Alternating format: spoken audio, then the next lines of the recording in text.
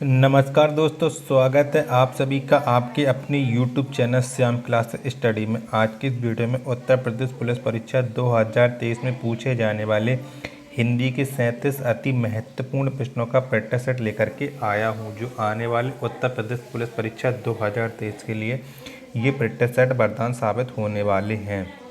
तो साथियों, मैं आपको बता दूं, आप किसी भी एग्ज़ाम की तैयारी कर लेना, जब तक आप प्रैक्टिस सेट नहीं लगाओगे और प्रैक्टिस सेट में अच्छे स्कोर करके नहीं ला पाओगे, तब तक आपको जो आप वर्दी पाने का सपना देख रहे हो वो आपका साकार नहीं हो पाए। क्योंकि प्रैक्टिस सेट एक ऐसा जरिया है जिससे पता चलता है अभ्यर्थी को कि वो जिस एग्ज़ाम की तैयारी कर रहा उसमें उसका कितना स्कोर कर पा रहा है, क्या वो जो टारगेट बना के रखा है क्या उसे वो पूरा कर पा रहा है कि नहीं कर पा रहा। तो साथियों, आज के प्रैक्टिस सेट को पूरा करिएगा और प्रैक्टिस सेट को पूरा करने के बाद आपको अपना स्कोर ईमानदारी के साथ कमेंट बॉक्स में बताना है कि आपने इस प्रैक्टिस सेट में कितने प्रश्न हैं जो सही किए और ये प्रैक्टिस सेट आपको कैसा लगा। प्रैक्टिस सेट पसंद आए तो वीडियो को आप लाइक कर देना। चैनल को अभी तक आपने सब्सक्राइब नहीं किया है तो चैनल को आप ज़रूर सब्सक्राइब कर लीजिएगा। आज के प्रैक्टिस सेट में आपको कम से कम 37 में से 30 प्लस तो स्कोर आपको करना ही होगा। अगर आप इससे कम स्कोर कर पा रहे हैं तो आपको अभी और ज़्यादा प्रैक्टिस सेट लगाने की ज़रूरत है। इसी के लिए मैंने लगभग 280 प्रैक्टिस सेट करवा चुका हूं, जिसमें आपको सब्जेक्ट वाइज भी प्रैक्टिस हो चुके हैं और आपके बाकी के जितने प्रैक्टिस सेट है वो लगातार आपको 37 क्वेश्चनों के प्रैक्टिस सेट करवाए जा रहे हैं। तो साथियों, प्रैक्टिस सेट करिएगा और अपनी तैयारी को चेक करते रहिएगा। तो चलिए शुरू करते हैं आज का अपना हिंदी के 37 अति महत्वपूर्ण प्रश्नों का प्रैक्टिस सेट नंबर 281। तो पहला प्रश्न है आपके सामने कि अप्रीतम शब्द का अर्थ दिए गए विकल्पों में से कौन सा है। तो कौन सा है अप्रीतम शब्द का अर्थ, ये आपको बताना है। तो इसका अर्थ है बेजोड़। कौन सा? बेजोड़ है। ऑप्शन नंबर दूसरा इसका राइट आंसर हो जाएगा। अगला प्रश्न है आपके सामने कि दिए गए विकल्पों में से सही का चयन कर रिक्त स्थान को भरें। घन के डॉट डॉट में आज भी कुछ लोग डॉट डॉट बन जाते हैं, तो इसका राइट आंसर क्या हो जाएगा। तो चलिए भरते हैं। तो पहले ऑप्शन से भरते हैं कि धन के लालच में आज भी कुछ लोग जयचंद बन जाते हैं, तो ये इसका सही अर्थ बनना है। तो ये इसका राइट आंसर यानी पहला इसका राइट आंसर हो जाएगा। तीसरा प्रश्न है आपके सामने कि मोहे शब्द कौन सा विशेषण है। तो ये मोहे ये कौन सा विशेषण है। तो मोहे एक गुणवाचक विशेषण है। कौन सा? गुणवाचक विशेषण है। तो 3 का राइट आंसर हो जाएगा ऑप्शन नंबर 4। क्वेश्चन नंबर चौथा है आपके सामने कि आगे नदियाँ पड़ी अपार, घोड़ा कैसे उतरे पार, राणा ने देखा इस बार तब तक चेतक था उस पार। दी गई पंक्तियों में कौन सा अलंकार है। तो आपको बताना है कि क्वेश्चन नंबर 4 में कौन सा अलंकार है। तो दी गई पंक्तियों में अतिशयोक्ति अलंकार। कौन सा? अतिशयोक्ति अलंकार है, क्योंकि इसे बढ़ा चढ़ा करके कहा जा रहा है। तो पहला इसका राइट आंसर हो जाएगा। क्वेश्चन नंबर 5 है आपके सामने कि दिए गए विकल्पों में से मूर्धनी शब्द के विपरीत अर्थक शब्द का चयन कीजिए, यानी आपको मूर्धनी का विलोम शब्द बताना है। तो इसका विलोम शब्द हो जाएगा जीवंतता। क्या? जीवंतता हो जाएगा। तो चौथा इसका राइट आंसर हो जाएगा। प्रश्न नंबर 6वां है आपके सामने, कौन रोक सकता है उसकी गति, गरज उठे जब मेघ, कौन रोक सकता विपुल नाद। पंक्तियों का रचना अनुसार अलंकार बताइए। तो आपको बताना है क्वेश्चन नंबर 6 में कौन सा अलंकार है। तो कौन सा अलंकार है। तो इसमें अलंकार है प्रश्न अलंकार, क्योंकि बार बार प्रश्न करा जा रहा है तो इसमें प्रश्न अलंकार हो जाएगा। तो दूसरा इसका राइट आंसर हो जाएगा। अगला प्रश्न 7वां आपके सामने कि बगीचे का सुंदरता अनूठा है, सही वाक्य का चयन करें। यानी आपको ये वाक्य दिया गया ये गलत है यानी अशुद्ध है, तो इसका आपको सही और राइट आंसर बताना है। तो चलिए बताते हैं। तो चारों विकल्प पढ़ लीजिएगा और बताइए। तो बगीचे की सुंदरता अनूठी है। क्या? बगीचे की सुंदरता अनूठी है, क्योंकि आप जानते हैं कि अनूठा जो शब्द है ये एक स्त्रीलिंग शब्द है। तो सी इसका राइट आंसर हो जाएगा। प्रश्न नंबर 8 है आपके सामने कि हिंदी गद्यांश का सर्वप्रथम युग किसे माना जाता है। तो किसे माना जाता है हिंदी गद्य का सर्वप्रथम युग। तो ये माना जाता है भारतेंदु युग को। तो पहला इसका राइट आंसर हो जाएगा। अगला है आपके सामने कि पंच परमेश्वर के लेखक कौन हैं। तो किसने लिखी है पंच परमेश्वर पुस्तक, ये आपको बताना है। तो इसके लेखक हैं मुंशी प्रेमचंद्र। कौन? मुंशी प्रेमचंद्र हैं पंच परमेश्वर के लेखक। तो तीसरा इसका राइट आंसर हो जाएगा। प्रश्न नंबर 10 से आपके सामने कि दिए गए विकल्पों में से प्रति का बहुवचन कौन सा विकल्प है? तो इनमें से आपको प्रति का बहुवचन बताना है। तो प्रति शब्द का बहुवचन हो जाएगा प्रीतियाँ या प्रीतियाँ हो जाएगा। तो दूसरा इसका राइट आंसर हो जाएगा। प्रश्न नंबर 11 है आपके सामने कि 4 विकल्पों में से शुद्ध वाक्य चुनिए। तो इनमें से आपको शुद्ध वाक्य बताना है कि कौन सा वाक्य है जो शुद्ध है। आशा करता हूँ आप सभी लोगों को 4 विकल्प पढ़ेंगे और उसके बाद आप अपना राइट आंसर कमेंट बॉक्स में देंगे। तो आकाशवाणी से यह समाचार प्रसारित किया गया। तो ये वाक्य शुद्ध है।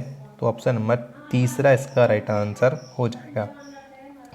अगला प्रश्न है आपके सामने 12वां कि बिल्ली के गले में घंटी बांधना के अर्थ का उचित विकल्प है। तो इसका आपको अर्थ बताना है। ये बिल्ली के गले में घंटी बांधना, तो इसका अर्थ हो जाएगा अपने को संकट में डालना। क्या?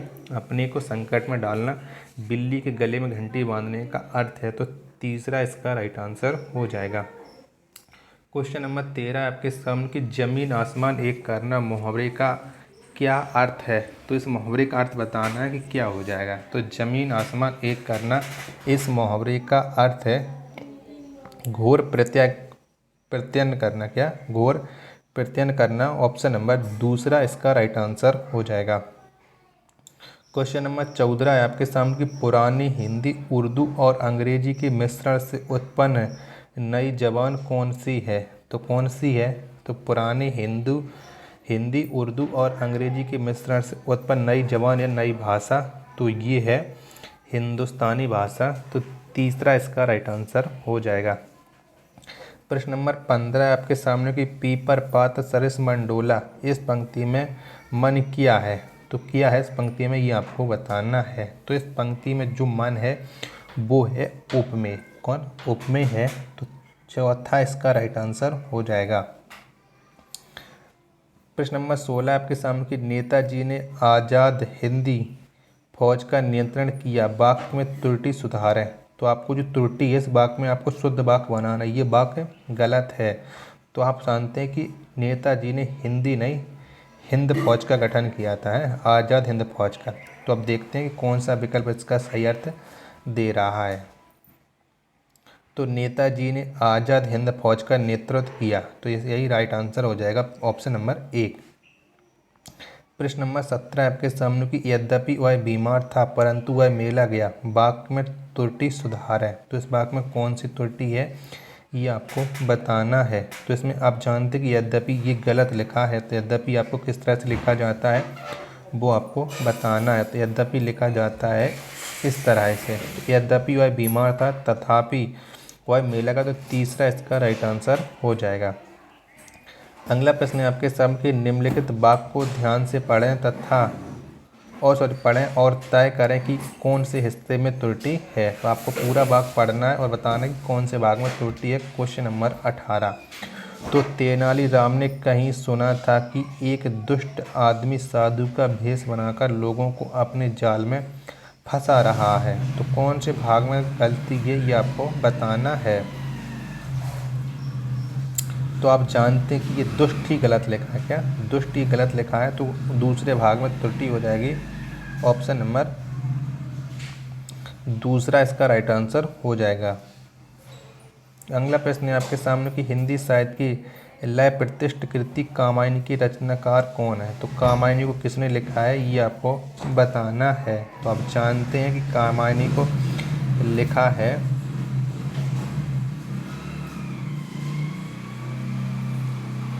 मुंशी प्रेमचंद्र। किसने? मुंशी प्रेमचंद्र ने लिखा है कामायनी को। ऑप्शन नंबर पहला इसका राइट आंसर हो जाएगा।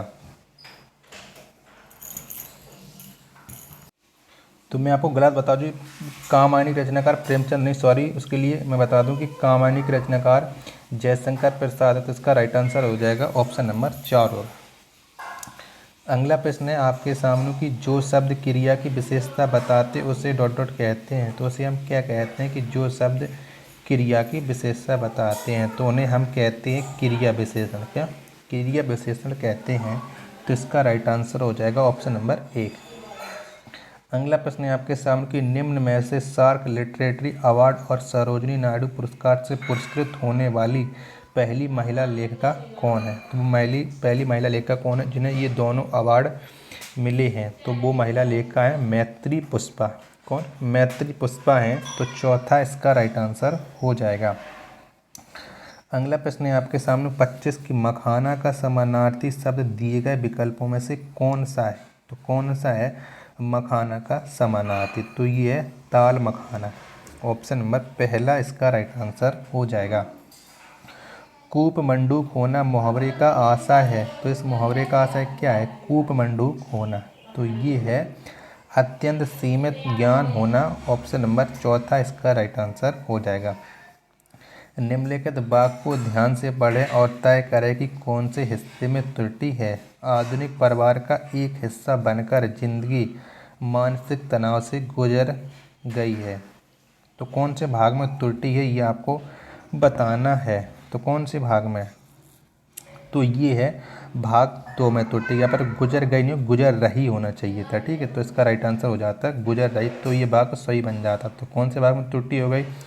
तो ये त्रुटि हो गई है ऑप्शन नंबर 2 में। देव प्रसन्न होकर मनुष्य को वर देते हैं। वाक्य में प्रयुक्त देव शब्द का बहुवचन बताइए। तो आपको बताना है कि देव का बहुवचन कौन सा हो जाएगा। तो देव शब्द का बहुवचन हो जाएगा देवजन। क्या? देवजन नहीं, देवगण होता है देव शब्द का बहुवचन। तो ऑप्शन नंबर पहला इसका राइट आंसर हो जाएगा। सतर्कता शब्द का समानार्थी शब्द दिए गए विकल्पों में से कौन सा है? तो कौन सा है सतर्कता शब्द का समानार्थी? तो ये है मुस्तैदी। ऑप्शन नंबर चौथा इसका राइट आंसर हो जाएगा। अगला प्रश्न है आपके सामने कि दिए गए विकल्पों में से सही का चयन करके रिक्त स्थान की पूर्ति करें। तो आपको रिक्त स्थान भरना है कि कन्या की डॉट के आरोप में उन्हें आजीवन जेल हुई। तो कन्या की हत्या होना चाहिए था। क्या? कन्या की हत्या के आरोप में उन्हें आजीवन जेल हुई। तो 30 का राइट आंसर हो जाएगा ऑप्शन नंबर 3। अरे वाह डॉट आपका आगमन तो आकस्मिक हुआ। वाक्य में रिक्त स्थान पर किस विराम चिन्ह का प्रयोग किया जाएगा? तो आप जानते अरे वाह के साथ कौन सा आता है? तो ये आता है विस्मयादि बोधक चिन्ह। तो इसका राइट आंसर हो जाएगा ऑप्शन नंबर 1। अगला प्रश्न है आपके सामने कि हल्दी घाटी के रचनाकार कौन है? तो इस पुस्तक के रचनाकार कौन है? हल्दी घाटी के। तो हल्दी घाटी पुस्तक के रचनाकार हैं श्याम नारायण पांडे। ऑप्शन नंबर 3 इसका राइट आंसर हो जाएगा। अगला प्रश्न है आपके सामने कि ये दिए गए विकल्पों में से सही का चयन कर रिक्त स्थान भरें। मंत्र वाय डॉट है जो अक्षरों एवं शब्दों के डॉट से बनती है। तो बताइए इसका राइट आंसर क्या हो जाएगा? तो मंत्र वाय ध्वनि है जो अक्षरों एवं शब्दों के समूह से बनती है। तो चौथा इसका राइट आंसर हो जाएगा। क्वेश्चन नंबर 34 से आपके सामने कि दिए गए विकल्पों में से सही का चयन कर रिक्त स्थान भरें। ये चारों डॉट आपस में वैज्ञानिक विषयों पर डॉट करते रहते हैं। तो कौन सा हो जाएगा? तो ये चारों अक्सर आपस में वैज्ञानिक विषयों पर चर्चा करते रहते हैं। तो 34 का राइट आंसर हो जाएगा ऑप्शन नंबर 1। व्यक्ति वस्तु या स्थान के नाम को क्या कहते हैं? तो क्या कहते हैं? व्यक्ति वस्तु या स्थान के नाम को हम कहते हैं संज्ञा। तो इसका राइट आंसर हो जाएगा ऑप्शन नंबर 1। अगला प्रश्न 36 आपके सामने डॉट से संज्ञा या सर्वनाम शब्द की विशेषता प्रकट होती है। तो किससे होती है संज्ञा तथा सर्वनाम शब्द की विशेषता प्रकट? तो ये होती है विशेष से। क्या? विशेष से होती है। तो पहला इसका राइट आंसर हो जाएगी। 37वां प्रश्न है आपके सामने कि छिछला शब्द का विलोम शब्द कौन सा है? तो कौन सा है छिछला का विलोम शब्द? तो गहरा है।